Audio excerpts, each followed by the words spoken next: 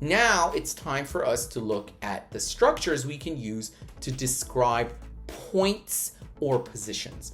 Let me very briefly tell you what I mean by a point or a position. So in an interval type of chart, we're always talking about increases, decreases, fluctuations. We've established that. But sometimes in order to add sentences to our paragraph, or perhaps to emphasize a point in the chart, which isn't necessarily an increase or decrease, but it's the fact that this variable has stood at that level or has reached this number or this amount. This is where you can use the structure for describing points or positions. And again, the structure we'll be using for this will be very similar to the verb phrase structures that we have seen before. So once again, we want a subject, a verb phrase, and adverbial construction.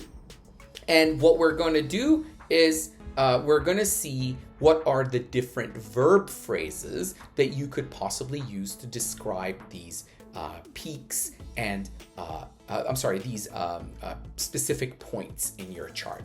So let's go all the way down. Let's add a new heading and we'll take it from there. So we are describing points in a chart.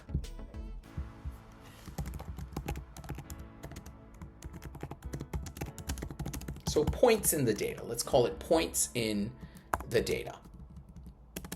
And we know the structure we'll be using is subject, verb phrase, plus adverb, the adverbials or the adverbs that we'll be adding. So subject, once again, the color was green.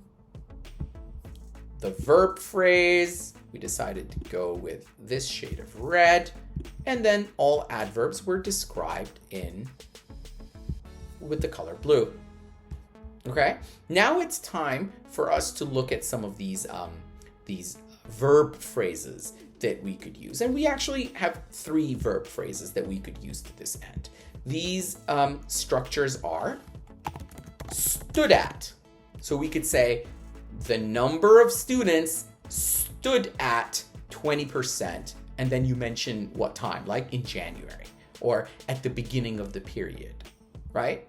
And the other one, you could say started off at. This is only when you're describing the starting point. So stood at, you could use it to describe any point in the middle and towards the beginning of the period, towards the end, it doesn't matter.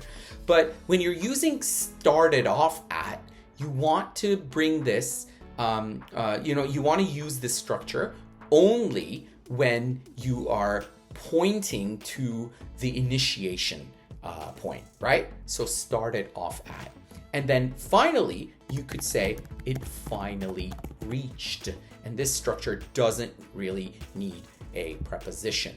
Let's see how we can use this structure to form a complete sentence. So for example, I'm going to say the number of students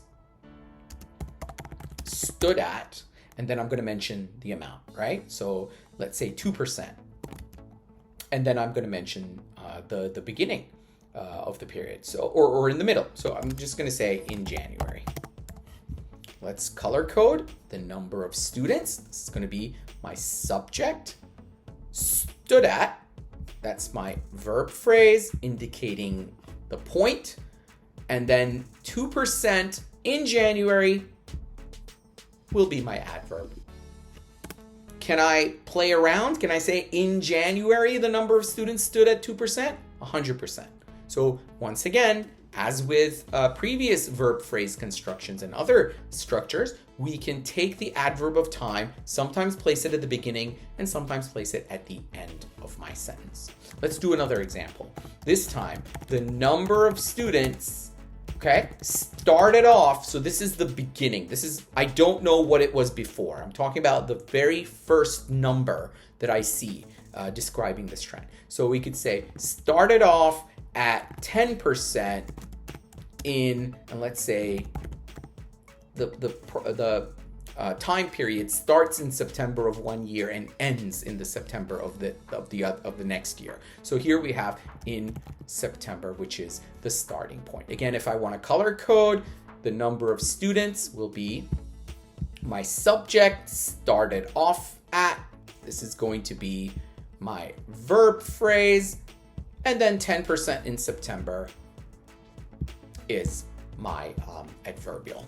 So as you can see, describing points in the data is very simple and straightforward.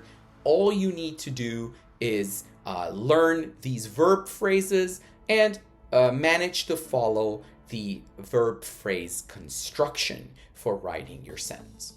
If you enjoyed this video, please do me a favor, like, subscribe, and share this link with other people who may find this content useful. As always, thank you all for watching, and I'll catch you all in the next one.